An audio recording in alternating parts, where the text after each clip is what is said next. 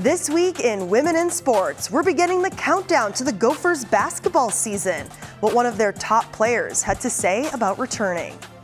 And Minnesota Aurora FC has announced 2 new investors who I think you'll recognize. Plus, we'll meet a high school senior who accomplished a rare feat with 2 of her favorite horses. WCCO's Women in Sports, sponsored by Franson Bank and Trust. Thanks for joining us. I'm Marielle Mohs, and here at WCCO, we are celebrating the highlights of female athletes in this new digital segment called Women in Sports. We'll share news stories with you every week right here as we do our part to give these athletes the recognition they deserve. Well, we now know who will be the U.S. women's basketball head coach for the 2028 Olympics in Los Angeles. USA Basketball says Lawson will be leading the team for the next 4 years.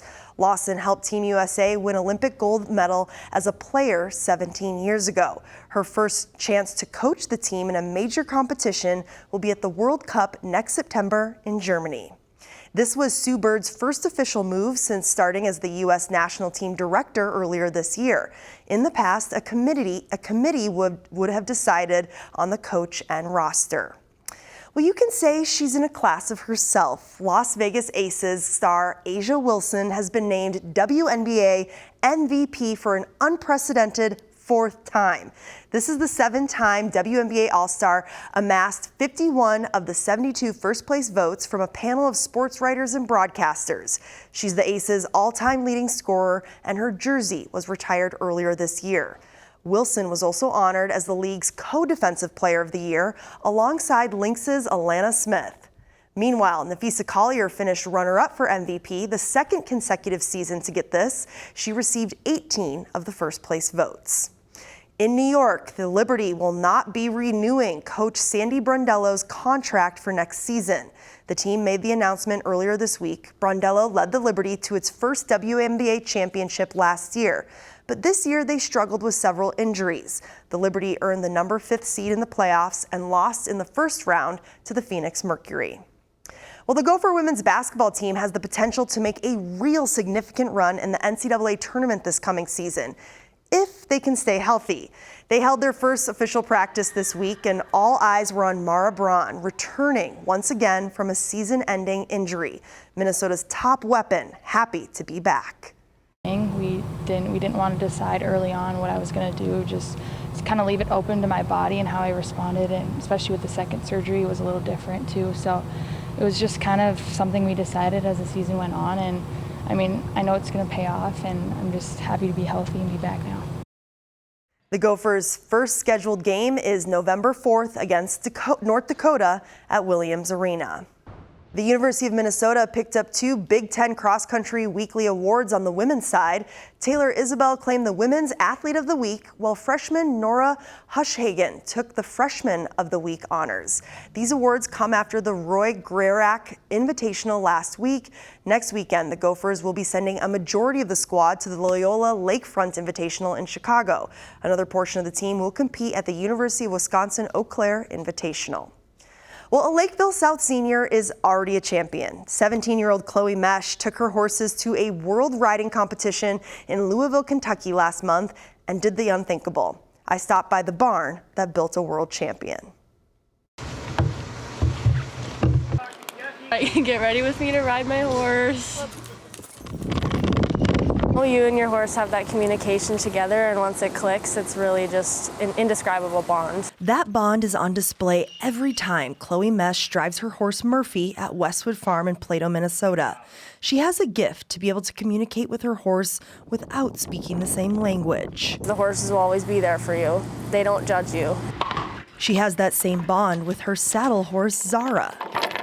Chloe took these 2 horses all the way down to Louisville, Kentucky, where she proved these special bonds in front of the judges. They see that stage, they see the arena open up, and they perk up and they know when it's go time. Chloe match 4, our winning ride. Chloe, Murphy, and Zara took home 2 world championships. I was shocked when they called my number. I just immediately started bawling. Good, steady hand.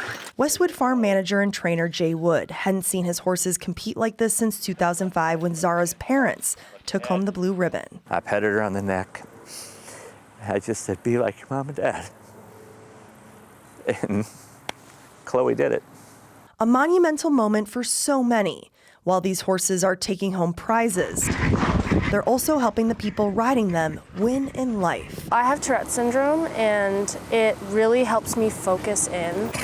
Riding has taught me confidence. It's taught me to be myself. Once I get on a horse, any worry in my brain just completely disappears.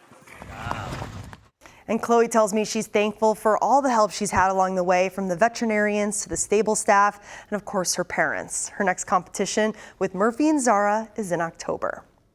Well, in tennis, the U.S. made it to the final but couldn't take home the Billie Jean King Cup.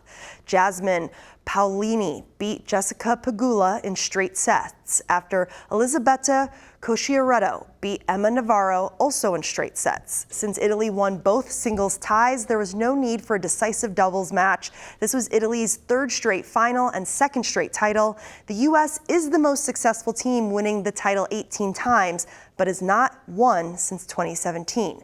The Billie Jean King Cup was previously known as the Fed Cup.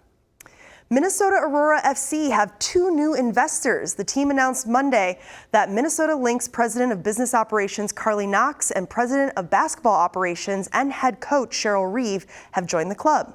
Aurora is community owned by over 5,000 people in 19 countries. They've been undefeated in the regular season over 4 years and have won the Heartland Division all 4 seasons and captured 2 Central Conference championships. Well, Minnesotans have a chance to meet one of the best women's baseball players in the country next weekend. Kelsie Whitmore will be at AMC Rosedale Movie Theater next Saturday, October 4th, doing a Q&A after a special screening of the documentary See Her, Be Her. The doc follows 7 women's baseball teams from around the globe, including Team USA. Whitmore is a baseball pitcher and outfielder for the Savannah Bananas and was a member of the U.S. women's national team from 2014 to 2019. Students can get in for free and adults are $15. The event is sponsored by the local all-women's sports bar, a bar of their own. Well, Chicago Sky's Angel Reese's signature Reebok showed official launch last week, and get this, they sold out within hours on the brand's website. They're called the Angel Reese 1 and came out in 3 colorways. All of them sold out. Reese wrote on social media, quote, "I'm in full tears right now, taking a leap of faith, and launching 3 of my signature shoes at once was a huge risk. But guess what? They all sold out. I'm so thankful and beyond grateful, and just want to thank everyone for the amazing support."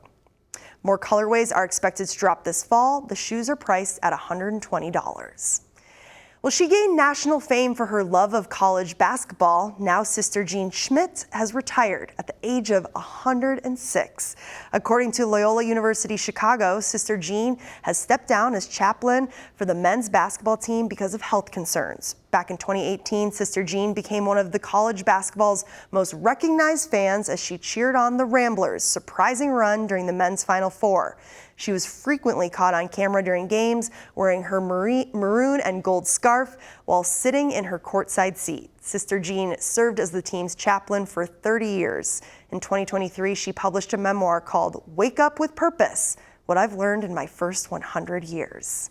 What an accomplishment. We're going to miss seeing you in the stands, Sister Jean. Thanks for watching this week's Women in Sports. I'm Marielle Mohs. We'll be back with more great stories next week.